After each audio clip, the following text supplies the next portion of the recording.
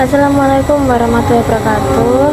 Dalam video ini saya akan membahas tentang syarah dan pemahaman hadis, mulai dari definisi, urgensi, sejarah, rakam kitab syarah, hingga metode serta prinsip-prinsip memahami hadis. Yang pertama, definisi syarah hadis.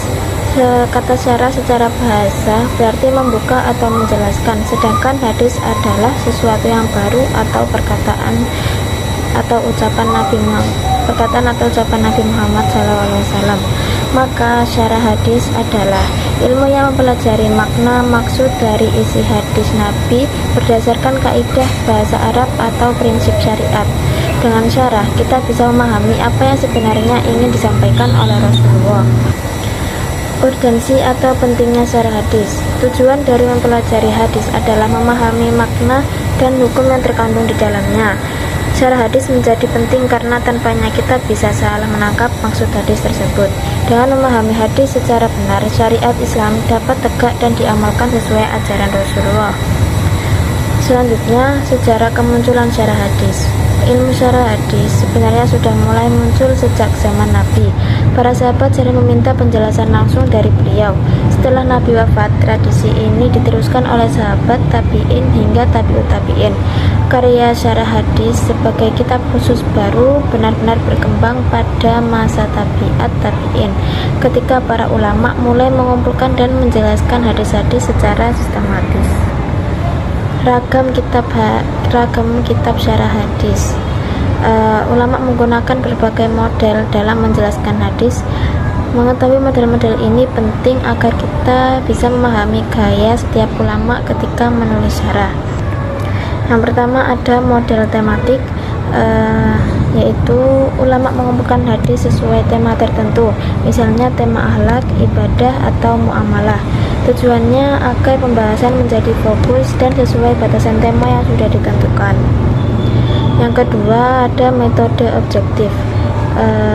Ciri khasnya adalah penggunaan istilah qauluhu atau katanya. Qauluhu itu katanya. Jadi model ini itu digunakan untuk menjelaskan sanad dan penjelasan teks hadis secara langsung dari sumbernya. Yang ketiga ada metode pemahaman hadis menurut Yusuf Al-Qaradawi. Menurut Yusuf Al-Qaradawi, memahami hadis harus memperhatikan beberapa aspek agar tidak salah dalam menangkap pesan Nabi. Yang pertama, memahami hadis sesuai petunjuk Al-Quran.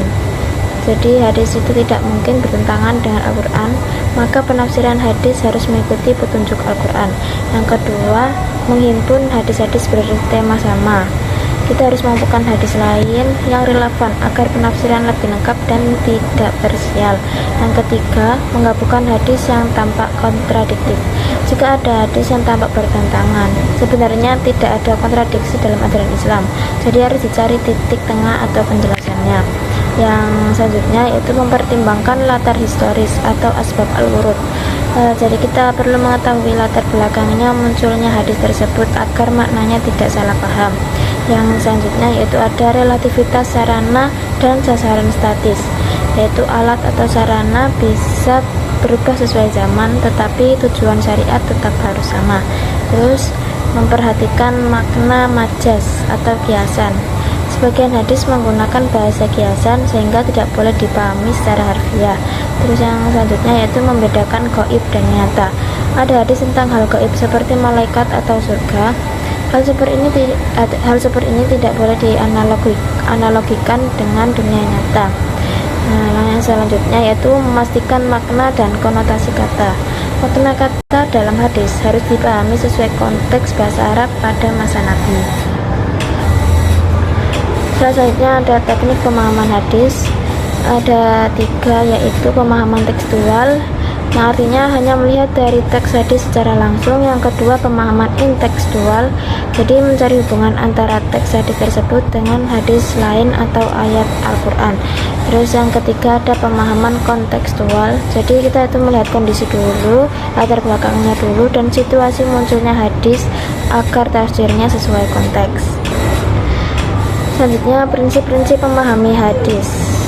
Agar kita tidak salah memahami hadis, ada prinsip-prinsipnya, yaitu yang pertama konfirmatif, Yang kedua, tematis komprehensif. Yang ketiga, linguistik.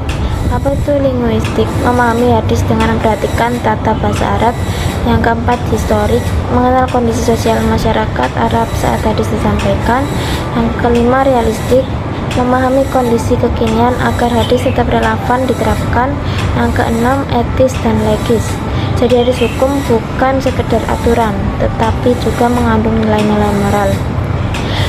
Sekian, terima kasih penjelasan dari video saya, semoga bermanfaat. Jika ada kurang lebihnya saya mohon maaf. Wassalamualaikum warahmatullahi wabarakatuh.